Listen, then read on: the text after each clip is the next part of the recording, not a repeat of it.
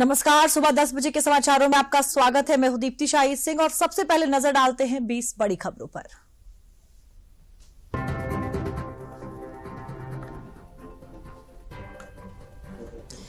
प्रधानमंत्री नरेंद्र मोदी आज वीर बाल दिवस कार्यक्रम में युवाओं के मार्च पास्ट को दिखाएंगे हरी झंडी। सिख गुरु गोविंद सिंह के पुत्रों की शहादत पर मनाया जाता है वीर बाल दिवस।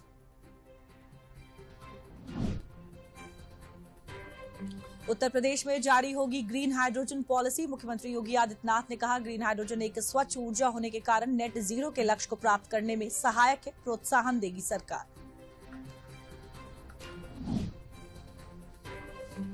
प्राकृतिक झीलों जलाशयों का संरक्षण एवं मनोरंजनात्मक गतिविधियों के लिए विकसित किया जाए। लेक फ्रंट, रिवर फ्रंट एवं धार्मिक क्षेत्रों को विकसित किया जाए।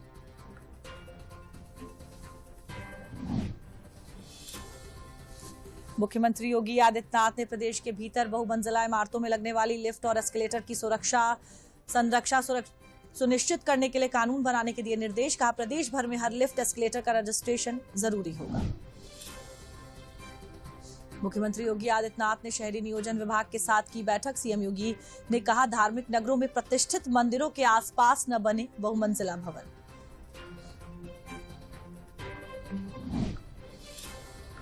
मुख्यमंत्री योगी आदित्यनाथ ने आगरा के बटेश्वर से मथुरा के गोवर्धन तक राज्य की पहली अंतर जिला हेलीकॉप्टर सेवा का उद्घाटन किया। सीएम ने कहा, डबल इंजन सरकार से उत्तर प्रदेश में विकास हुआ है।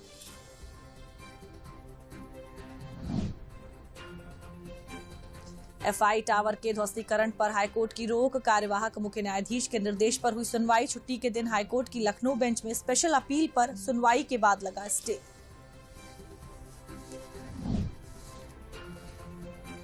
राज्यसभा सांसद दिनेश शर्मा ने कहा, आज तक विपक्ष का कोई नेता नहीं आया अयोध्या। अखिलेश सोनिया ने नहीं किए कभी रामलला के दर्शन। ब्राह्मण कोई जाति नहीं, ब्राह्मण एक विचारधारा है। उत्तराखंड के हरिद्वार पहुंचे केंद्रीय रक्षा मंत्री राजनाथ सिंह और लोकसभा अध्यक्ष ओम बिरला। 3 दिवसीय दिव्य आध्यात्मिक महोत्सव में लिया हिस्सा। इस दौरान मुख्यमंत्री पुष्कर सिंह धामी सहित अन्य नेताओं ने उनका स्वागत किया। पश्चिम बंगाल में टीएमसी सांसद कल्याण बनर्जी द्वारा उपराष्ट्रपति का मजाक उड़ाने पर बीजेपी नेता शहजाद पूनावाला ने किया पलटवार। कहा, उपराष्ट्रपति की नकल करने को अपना अधिकार बताने वाले का हौसला बढ़ा रहे हैं टीएमसी और राहुल गांधी। प्रधानमंत्री नरेंद्र मोदी 30 दिसंबर को रामनगरी अयोध्या से देश की पहली अमृत भारत ट्रेन को हरी झंडी दिखाएंगे। इस ट्रेन में 22 बोगी होंगी और इसकी स्पीड 130 किलोमीटर प्रति घंटा होगी।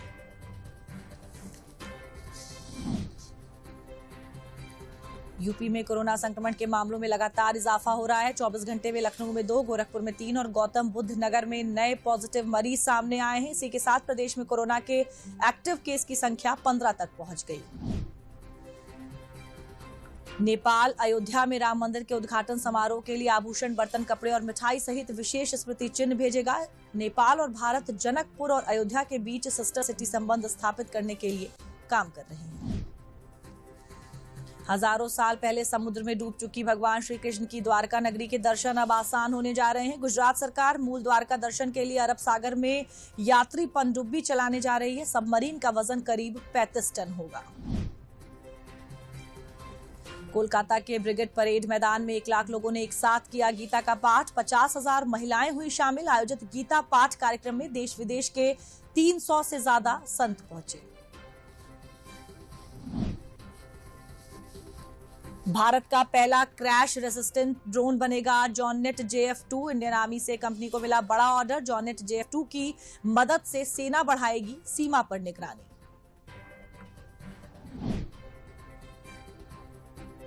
मिर्जापुर में राजकीय स्नातकोत्तर महाविद्यालय चुनार में स्मार्टफोन वितरण कार्यक्रम का किया गया आयोजन। मंत्री अनुप्रिया पटेल ने 360 छात्रों को स्मार्टफोन बांटे। स्मार्टफोन पाकर बच्चों के चेहरे पर आई खुशी। यूपी के 6 जोन में डिफेंस कॉरिडोर के तहत लगभग 25,000 करोड़ रुपए के 148 MOU हुए हैं। बहुराष्ट्रीय कंपनियों ने झांसी, लखनऊ और अलीगढ़ में निवेश के प्रति दिखाई है रुचि। वाराणसी में 8 लाख के गांजा के साथ 2 तस्कर गिरफ्तार। चेकिंग के दौरान लंका पुलिस ने किया गिरफ्तार। बिहार के कैमूर जनपद के रहने वाले हैं तस्कर। बनारस रेलवे स्टेशन जाते समय तस्कर हुए गिरफ्तार। यूपी के 11 जिलों में कोहरे का ऑरेंज अलर्ट है, तो वहीं 28 जिलों में कोहरे का येलो अलर्ट जारी किया गया है। हवा की स्पीड बढ़ने से ठंड भी बढ़ेगी। वहीं मौसम वैज्ञानिकों ने शीतलहर का अनुमान भी जताया है।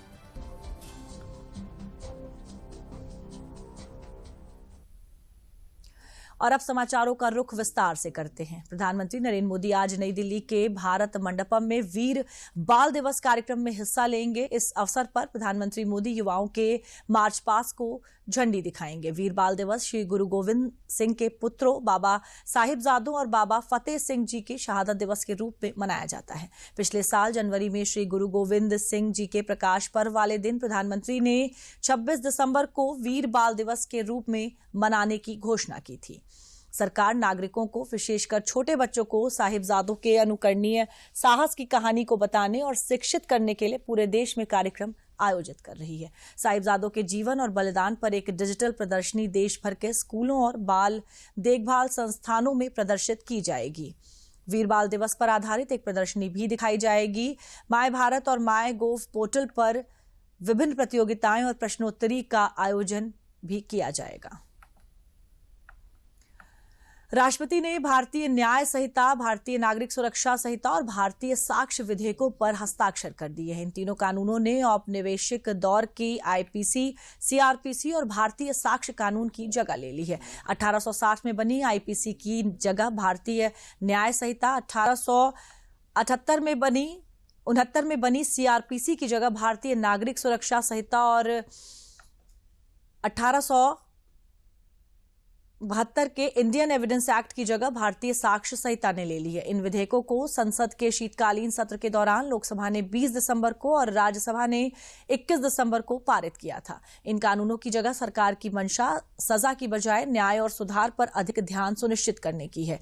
सरकार का कहना है कि नई व्यवस्था में न्याय प्रणाली नागरिक केंद्रित होगी। इससे न केवल औपनिवेशिक कानूनों से छुटकारा मिला है, बल्कि लंबी और जटिल न्याय व्यवस्था को आसान करने में भी मदद मिलेगी।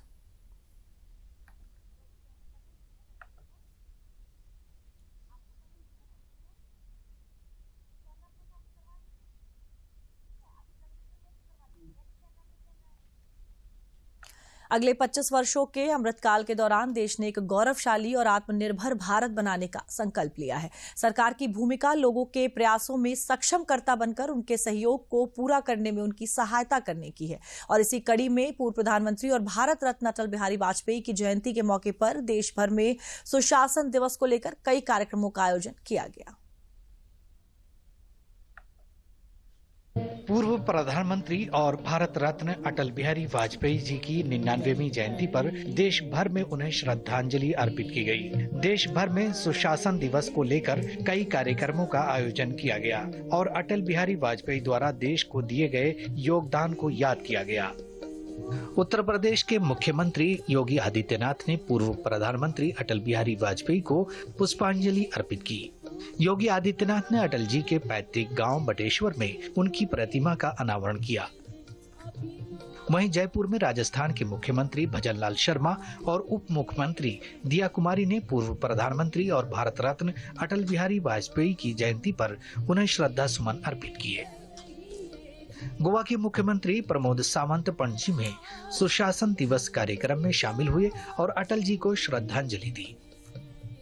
उत्तराखंड के मुख्यमंत्री पुष्कर सिंह धामी ने देहरादून में अटल बिहारी वाजपेयी को श्रद्धांजलि अर्पित की। उन्होंने काशीपुर में भारत रत्न अटल बिहारी वाजपेयी की प्रतिमा का अनावरण भी किया।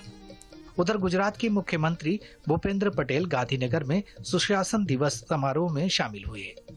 इन एक वर्ष के अंदर सदैव अटल जी की स्मृतियों को जीवंत बनाए रखने,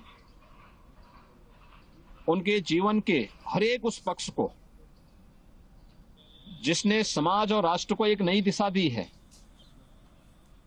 सार्वजनिक जीवन में स्वच्छता और पारदर्शिता कैसे होनी चाहिए, इसके लिए प्रशासन की दक्षता को बढ़ाने के लिए जहां सरकार नई दिशा में प्रयास करेगी। भारत रत्न जो प्रधानमंत्री थे पहले, उनका जन्मदिन सुशासन दिवस के हिसाब से मनाया जाए। हम लोग का जिस तरह टेक्नोलॉजी डेवलप किया, इस टेक्नोलॉजी को साथ में रखते हुए हम चाहते हैं कि जितना प्रोग्राम है, जितना हम लोग का स्कीम है, सब लास्ट अंतिम व्यक्ति तक पहुंचे। हमारे छत्तीसगढ़ के निर्माता और भारतीय जनता पार्टी के संस्थापक श्रद्धेय अटल बिहारी वाजपेयी जी का जन्मदिन है, जिसको पूरा देश सुशासन दिवस के रूप में मनाता है। तो सबसे पहले तो मैं पूरे प्रदेशवासियों को सुशासन दिवस की बहुत बहुत बधाई देता हूं, शुभकामनाएं देता हूं। केंद्रीय शिक्षा मंत्री धर्मेंद्र प्रधान ने ओडिशा के अंगुल में अटल जी को उनकी 99वीं जयंती पर पुष्पांजलि अर्पित की। वहीं हैदराबाद में केंद्रीय मंत्री और तेलंगाना भाजपा अध्यक्ष जी किशन रेड्डी और पार्टी के अन्य नेताओं ने पूर्व प्रधानमंत्री अटल बिहारी वाजपेयी को श्रद्धांजलि अर्पित की। केंद्रीय मंत्री गजेंद्र सिंह शेखावत ने वाजपेयी जी की जयंती पर जोधपुर में स्वच्छता अभियान में हिस्सा लिया।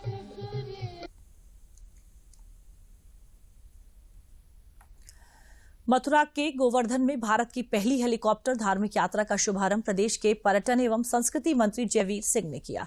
हेलीपोर्ट और हेलीकॉप्टर की सेवा का कार्य उत्तर प्रदेश ब्रिज तीर्थ विकास परिषद द्वारा किया गया है। मंत्री जयवीर सिंह ने बताया कि आज गोवर्धन में 8 सीटर हेलीकॉप्टर सेवा की शुरुआत हुई है।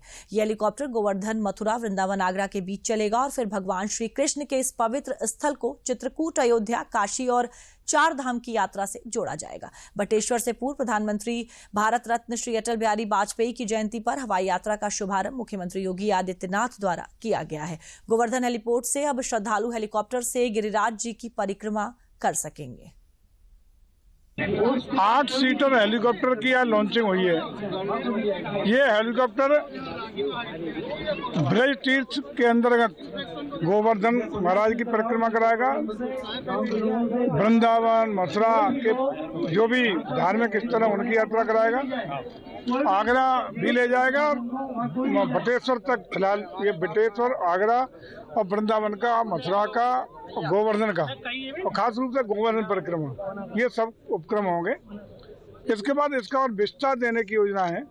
हम लोगों का प्रयास है कि विभिन्न सर्किट बना के हम पूर्वांचल से पश्चिमांचल तक और बल्कि हम उत्तराखंड के 4 धामों तक इसको जोड़ने का काम करेंगे। देखिए, ये हमारा सौभाग्य है कि मथुरा की पावन धरती से ये हिंदुस्तान की पहली किसी भी तीर्थ पर्यटन स्थल की हवाई परिक्रमा शुरू हो रही है और ये हमने सबसे पहले मथुरा से शुरू करी है और इसमें गोवर्धन पर्वत की परिक्रमा हवाई दर्शन दिया जाएगा। साथ में वृंदावन, राधा कुंड, कृष्ण जन्मभूमि सब कवर करा जाएगा। उसके बाद यहाँ पे दिल्ली और नोएडा से कनेक्टिविटी दी जाएगी, साथ में मथुरा और आगरा की कनेक्टिविटी दी जाएगी। जनपद फतेहपुर के भिटौरा ब्लॉक अंतर्गत ग्राम पंचायत सरेला में देश के पूर्व प्रधानमंत्री भारत रत्न अटल बिहारी वाजपेयी की 99वीं जयंती पर आयोजित गोष्ठी में मुख्य अतिथि के रूप में केंद्रीय राज्य मंत्री साध्वी निरंजन ज्योति शामिल हुई। संगोष्ठी में अटल बिहारी वाजपेयी जी के चित्र में पुष्प अर्पित कर उन्हें याद किया गया। जो उन्होंने एक बहुत बड़ा किसान क्रेडिट कार्ड जारी किया था और अपने फतेहपुर से ही NH2 जो जा रहा है, आज कानपुर दूर नहीं, लखनऊ दूर नहीं, बनारस दूर नहीं, तो शायद उन्हीं की ये शुभ संकल्प था जो कन्याकुमारी से कश्मीर तक, अटक से कटक तक को जोड़ने के लिए हाईवे की शुरुआत की थी और उसको आज पूरा कर रहे हैं देश के यशस्वी प्रधानमंत्री जी के नेतृत्व में, नरेंद्र भाई मोदी जी के नेतृत्व में, नितिन गडकरी जी। तो एक बहुत अच्छी शुरुआत है और अटल जी के समय ही गाँव को जोड़ो प्रधानमंत्री सड़क योजना शुरू हुई थी, सर्व शिक्षा अभियान अटल जी के समय ही शुरुआत हुई थी। उनको आगे बढ़ाने के लिए देश के यशस्वी प्रधानमंत्री जी काम कर रहे हैं। और आइए अब देखते हैं अयोध्या में राम मंदिर से जुड़ी खबरें।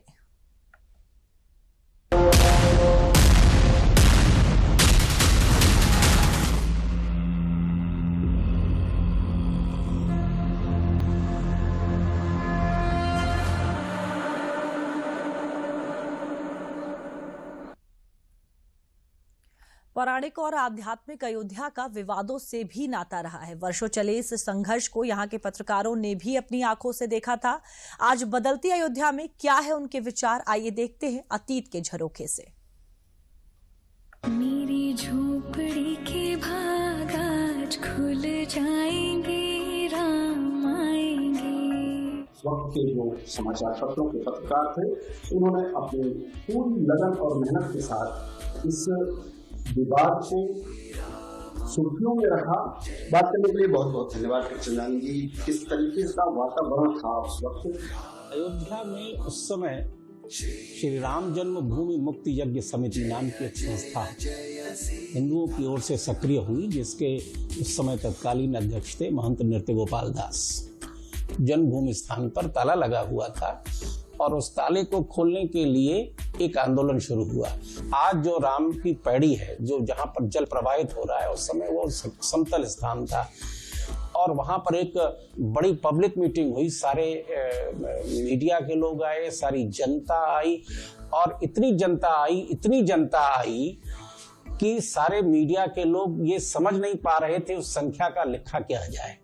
तो उस समय एक अखबार ने लिखा कि अपार जन समुद्र एकत्र हुआ और उस समय एक माहौल खड़ा किया गया और उसके बाद से जो जन्मभूमि के पक्ष में एक विवरण खड़ा हुआ, तो मैं समझता हूं कि तब से आज उसकी परिणति नजर आ रही है। श्री राम जय जय जय सीताराम।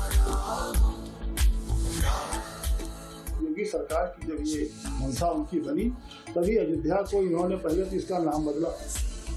पहले फैजाबाद ही फैजाबाद था, अयोध्या को तो कोई तहसील का दर्जा नहीं मिला था। पहले इसको जिला मुख्यालय बनाया, उसके बाद फिर कमिश्नरी का मुख्यालय बनाया, फिर जितने भी इसके संस्थान हैं उनके सब का नाम फैजाबाद से हटा के अयोध्या किया।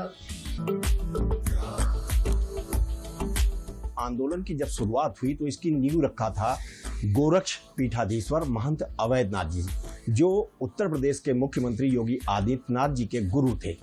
उन्होंने सबसे पहला आंदोलन शुरू किया, जिसमें राम जन्मभूमि का जो स्थल था, जब वो रामलला प्रकट हुए थे, उसके बाद से वहाँ ताला लगा हुआ था। तो ताला खोलने का एक आंदोलन शुरू हुआ और उसमें नारा दिया गया कि आगे बढ़ो, जोर से बोलो, राम जन्मभूमि का ताला खोलो। ये अलग बात है कि एक न्यायिक प्रक्रिया के तहत उस ताले को खोला गया और फिर रामलला के दर्शन करना सुलभ हुआ था। इसके बाद में फिर लगातार विश्व हिंदू परिषद ने इस आंदोलन को अपने हाथ में लिया और आज आपके सामने यह दृश्य उपस्थित है कि सुप्रीम कोर्ट ने जजमेंट किया है और राम मंदिर का निर्माण अंतिम दौर में है।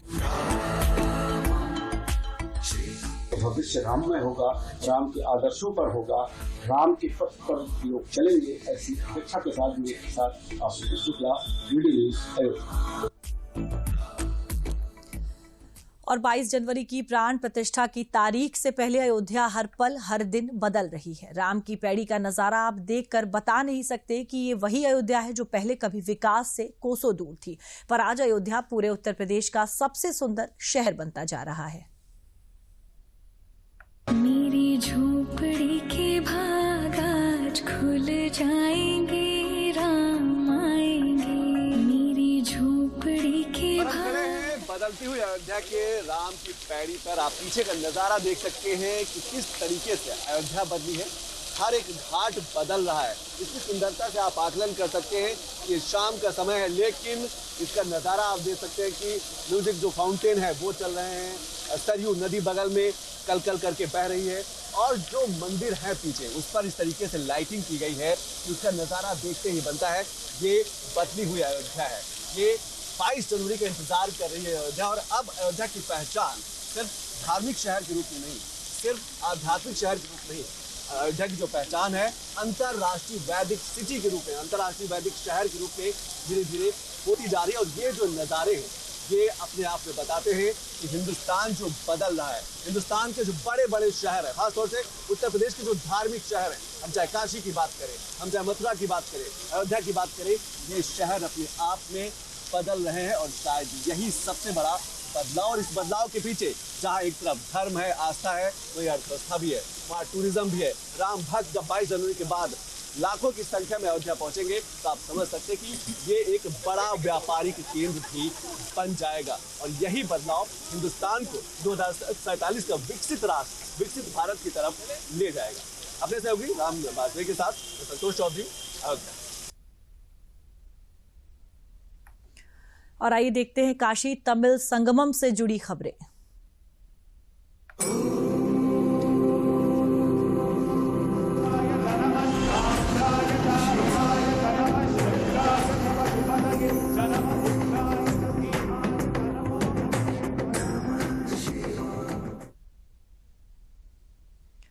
वाराणसी में काशी तमिल संगमम के फेज 2 कार्यक्रम की लोकप्रियता इन दिनों काफी देखने में आ रही है। वाराणसी के नमो घाट पर लगे हुए स्टॉलों और सांस्कृतिक कार्यक्रमों को देखने के लिए जन सैलाब उमड़ा हुआ है। नमो घाट लगभग हजारों काशी वासियों और आसपास के जिले से आए हुए सैलानियों से भरा पड़ा है। सभी लोग यहां पर होने वाले कार्यक्रम को बड़े ही उत्सुकता से ओपन थिएटर में बैठकर देख रहे हैं। उत्तर भारत और दक्षिण भारत के कलाकार कार्यक्रम में अपनी प्रस्तुतियां दे रहे हैं। लोगों ने बताया कि तमिल और काशी के कल्चरल, व्यापार और सभी संबंधों को मजबूत करने और एक करने का प्रधानमंत्री नरेंद्र मोदी बहुत अच्छा प्रयास कर रहे हैं।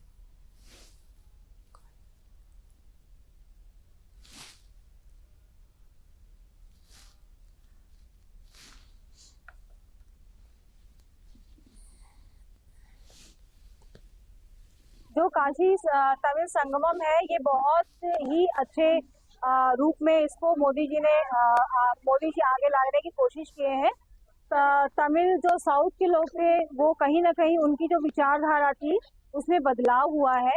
वो यहाँ आए हैं काशी तमिल संगमम के माध्यम से। जब वो काशी में आए हैं तो काशी के लोगों से मिले हैं, उनकी विचारधाराओं को उन्होंने सुना है, जाना है और वो कुछ पॉजिटिव एक थॉट लेके गए हैं उनके अपने साथ।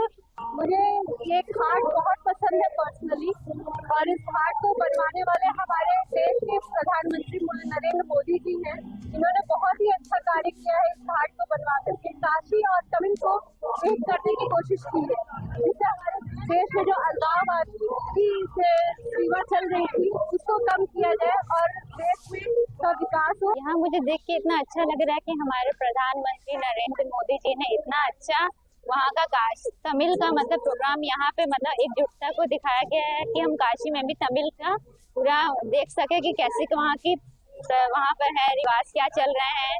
यहाँ पे सिर्फ मेला लगा है, काफी चीजें हम देख रहे हैं, जगह जगह पे स्टॉल लगे हैं, तंबू लगे हैं। हमें बहुत अच्छा ज्ञान भी प्राप्त हो रहा है इससे। तमिलनाडु, केरल से ये सब है, लेकिन इसका ज्यादा खपत भी आपका उत्तर भारत में भी है। और हम लोग coir board MSME government of India का है। और आइए अब नजर डालते हैं विकसित भारत संकल्प यात्रा से जुड़ी खबरों पर।